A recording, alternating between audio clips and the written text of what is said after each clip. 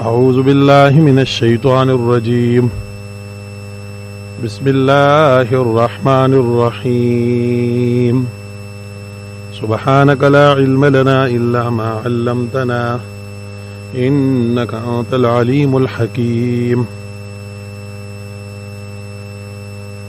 رب اشرح لي صدري ويسر لي أمري واحلل عقدة من لساني يفقهوا قولي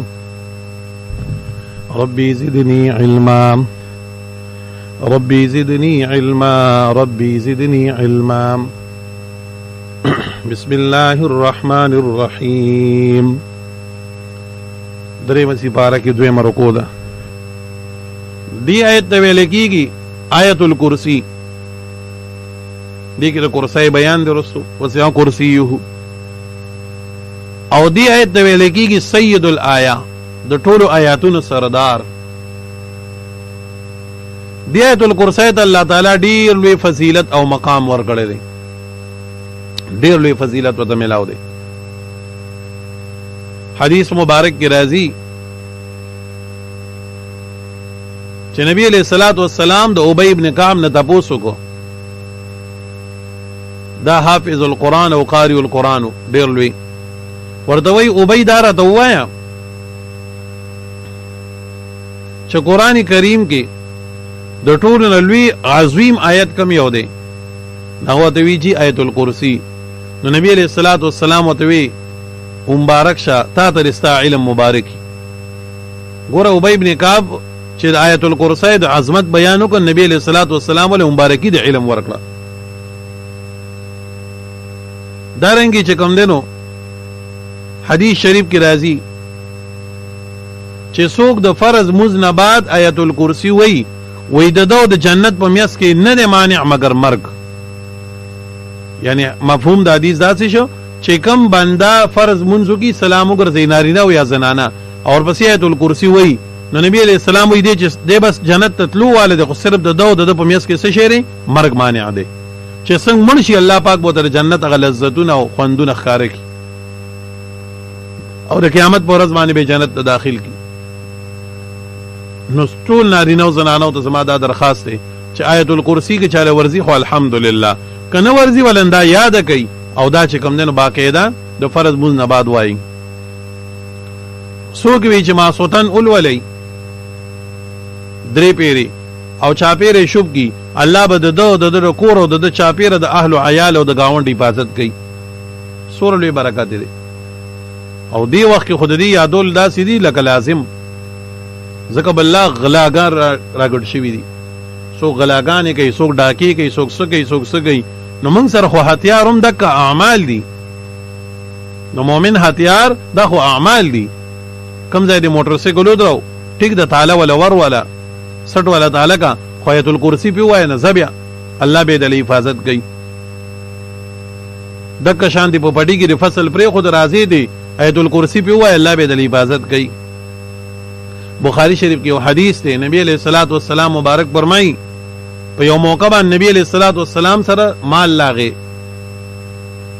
ډیره او د غنمو یا بل څه کجورو نبی علیہ الصلوۃ والسلام ابو هريره تب د دې حفاظت کې تب د تنن چوکیداری کې بار داسې پټی کې نو پته ولګی چې دنیا کې ان اسباب به استعماله نو نبی علیہ الصلوۃ والسلام د اسبابو په بنیاد باندې ابو هريره د غیر لپاره نگران کو یعنی چوکیداری کوته ابو هريره صاحب د سینا سے سیټ دا یو سړی دی راغی او غلی چاپیره وکړیدل صادر خور کو د غډيري نه چې کوم دینو ډوګروواله صادر چې پاندې ته وتاړو ابو هريره سے پراغ راټینګ کو وی غلا دی کولا وی سی ونن میں ماپ کا بچی میں ہوگی دی او کور کی میں سنو د ډیر مجبورین راغلم بس ابو هريره سے بوته ما ماپ کلو ور بیا را نشي چې سار شه نبی علیہ الصلوۃ والسلام دې تپوس کوي ابو هريره څنګه شپه تیر کړه د غل دي سو شو واه نبی اسلام ته پته لګیدلې ده الله ته په وحی باندې خولیو ویجی هغه ډیر مینت سنتو کو ما ماپ کو پرې خودو وی خیال کوه بیا برازي په دوی مش په بیا راغی بیا مینت سنتو کو د پرې خودو په دوی مش په نبی علیہ السلام یې ګوره خیال کوه دا غل به بیا راځي نه من نه ده په دوی مش په چراغ او کیناست کنه ابو هريره سے پراغ راټینګ کو وینن خو بالکل نه ماپ کوم بوزم به د نبی علیہ السلام لا ته خو ډېر ناکاره غلی وی ما ماف که زه به ته یو ډېر قیمتي څیز درکم وی څه ورته وی چې کله داسې موقع جوړه شي لکه راته چې او داسې چوکیداری ته میلاو شي ان ته چې ماسخوتن دلته کې راشي دغه ځای ته نو دین چاپیر وګرځه او درې پیری ایت الکرسی وای شوب کا بیا زه بیغمه ناسی الله پاک به حفاظت کوي صحابه خو د اعمال وګو او دې زه د دې په عوض کې مې معاف کړی چې ابو هريره ابراغ نبی علیہ الصلوۃ والسلام ته مسکی شو ابو هريره د غل سو شو وی جیا خو راغله خو مال خو یو قیمتي شی زرا کما دی و جماعت کو وی سو وی ایت الکرسی نبی علیہ الصلوۃ والسلام ته وی دک شیطانو خو وظیفه د لړی خطر کړی دا شیطانو خو خبره رښتونه کړی دا ان موږ استاد محترم بوي وی طالبانو وی که زمونږ د خلی دا وظیفه نه کوي د شیطان دا هو کوي کنه نو معنا څه شو دا خو باغی د ټوکو د پاره ویل معنا دا چې سو کومو درې پیری ایت الکرسی ولولي او په خپل مال باندې شوب کې الله بولی حفاظت کوي ماشوم جاړي وہ پیری ایت الکرسی وای شوب کپی الله پاک بوله فوری طور چې کم دنه سو کی صحت هم ورګي که یاره مر یا به ختم شي د ایت الکرسی دومره فضایل دي چې هغه لزان له مستقل درس پکار چې بنده دغه په فضیلتونو باندې بیان کوي خود فرض مون نه بعد ګوره لازم کوي وایي ښه او ځان باندې شوب کوي وایي ډیر لوی برکات دي ځکه د الله جل جلاله بل صفات پکې بیان شوي دي لکه د سوره اخلاص په شان ډیر لوی برکات الله دې صورت لور کړی نو فرمای الله تعالی چې دی الله اسم جلالت الله تعالی دی د الله نوم دی لا اله نشتره حاجت روا مشکل کوشا نشتره معبود الا هو مگر یو الله دی الله هغه الله دی چې دنه سیوا بل مشکل کوشا نشته صحت ورکون کې نشته خوشحالي راوستون کې نشته غم لرکون کې نشته مرض دفع کون کې نشته الا هو مگر یو الله دی یو الله دی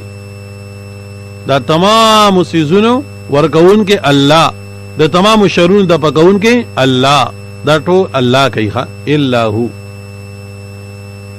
نو الله لا اله الا هو دا په منزله د دغه باندې واخلي داوی باندې او دا ورپسې چې کوم دین په منزله د دلایل باندې دی اوس الحي القيوم الحي همیشه ژوند دی حي چاته وي حي هغه ذات دی وي چې هغه امي ژوند دی په ژوند اصلي دایمي سره چې ژوند دی په ژوند اصلي دایمي سره په ژوند اصلي ذاتی دایمي سره لکه انسان ژوند دی خود باندې دوام نشته انسان ژوند دی د الله د وجود د وجه ژوند دی چې الله موجود کړی دی او الله تعالی په ذات خود ژوند دی چې موجود کړی نه دی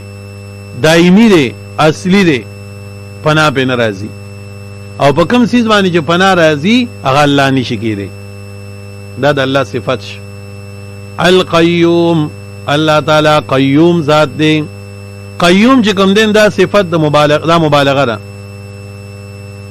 صفات ثبوتی ده د پاره د الله تعالی او مبالغه ده الله تعالی قیوم دی حی جادوی الذی لا یموت الذی لا یموت حی هغه ذات دوی چې د وفات کیږي نه دا موږ څنګه وایو چې صفات ذاتیه د باری تعالی دي چې انفکاک دي نه راځي جدا کیږي دي نه لکه انسان ژوند دی د حی ویل کیږي خدای نه انفکاک او جداواله راځي مرګ باندې دنه حی جدا شي او دا حی د الله تعالی صفت ثبوتیه ده چې د انفکاک او جداواله د الله رضا نه راځي شرکایت وای القیوم قیوم مبالغه ده دا د قیام نه دی قائم اسم فاعل لازم قیوم معنی سره مبالغه قیوم معنی مدبر منتظم انتظام کوونکی د کائناتو تدبیر کوونکی د کائناتو دیو جی اشرف علی تھانوی سے بیان قرآن کے معنی کئی القیوم کائنات کا سنبھال کرنے والا د دې تمام کائنات سنبالون کې څوک دی الله د دې ارث تدبیر کوون کې څوک دی الله په خپل وخت باندې رزق ورکون کې څوک دی الله ورپسې سلبی او ذکر کیږي. حی او قیوم دی. دیو جنا دا الحی والقیوم چې کوم دین د بعض علماو په نسبانه دي ته اسم اعظم ویل شوی دی.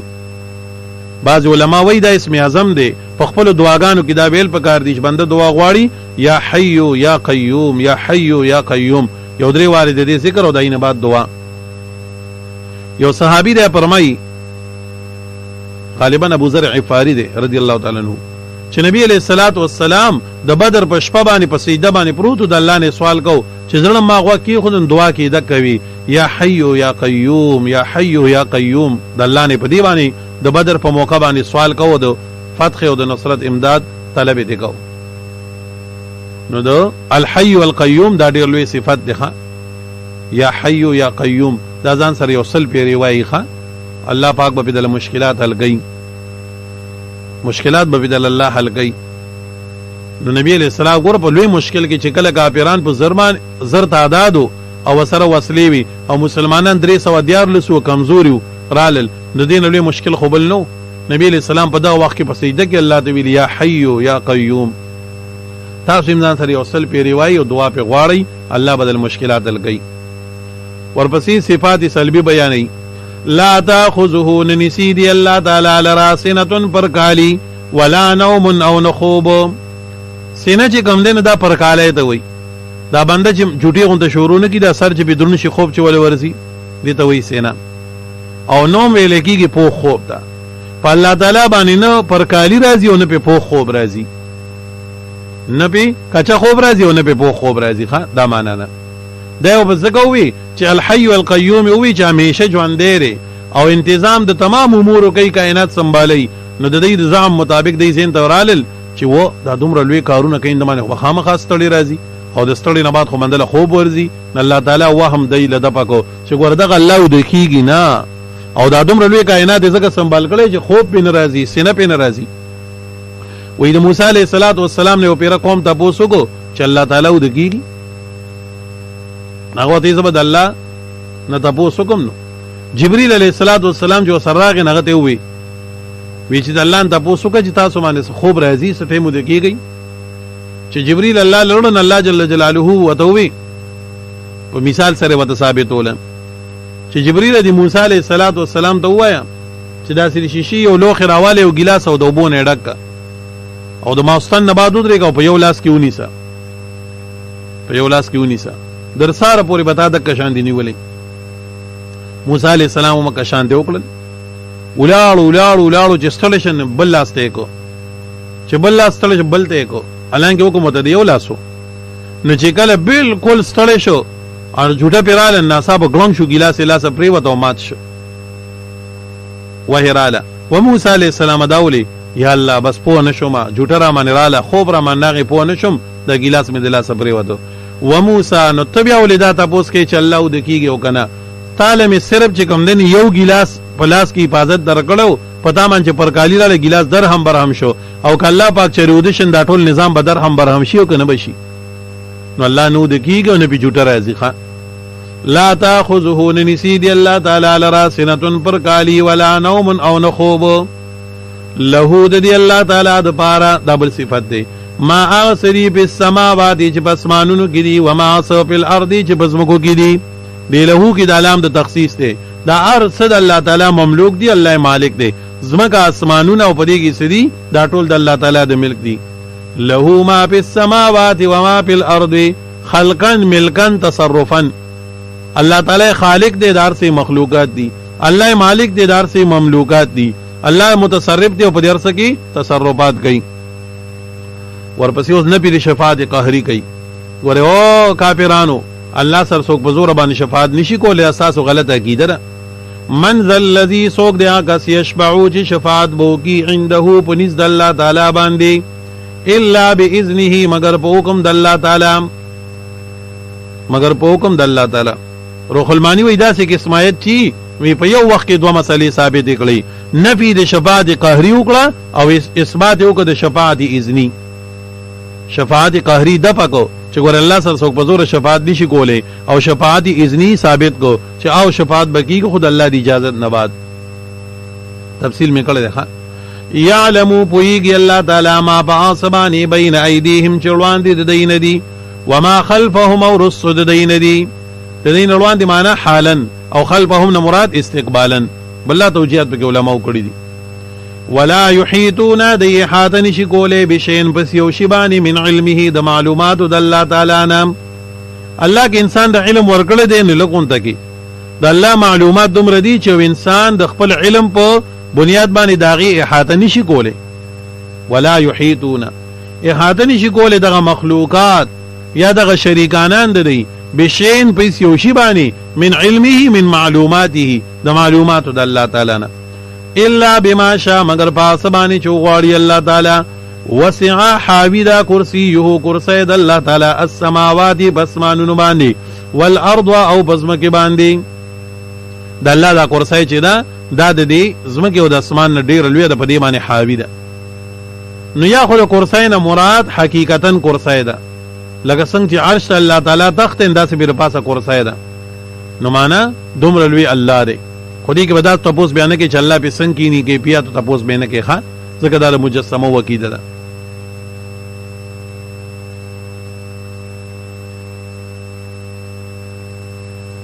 او حدیث کې راځي نبی علیہ الصلوۃ والسلام فرمای ابو ذر صاحب دا ابو ذر روایت راوړل چې دا کرسی چې کومه ده دا کرسی دا ټول زمکه اسمانونه مخلوقات چې راجمه کی او د دې کرسی کې کیدی د الله دی کرسی کې وې دا ځخاري لکه یو لوی میدان میره شي او پاغي کې د ګوتمه یو ګوتمه کړای نه د الله سره خلک چې ګوتمه دا به کې پرتای نو یو لوی لکه مال لوی میدان خو پرېدا چې ولس کناله پټي او پای کې یو ګوتمه یو ځای کې کیدن پته پکې لګي